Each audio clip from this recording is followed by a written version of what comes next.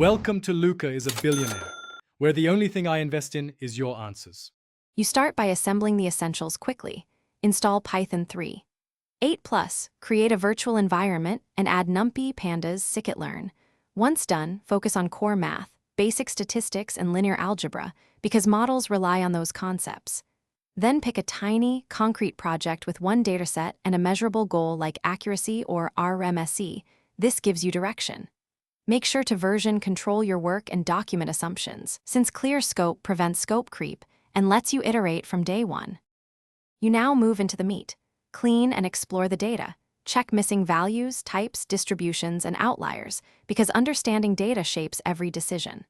Once done, engineer features.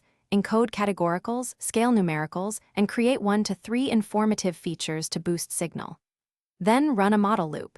Build a simple baseline, use cross-validation for reliable estimates, and tune hyperparameters while tracking experiments. Make sure to log metrics and artifacts, so you can compare runs and justify choices. You finish by validating and delivering a reliable result.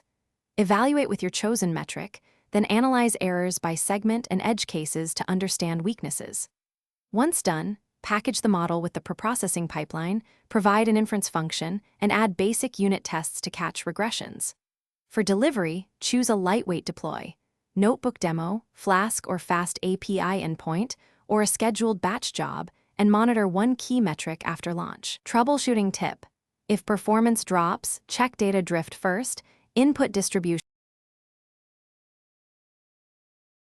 Thanks for watching and please subscribe. It's the best investment you'll ever make.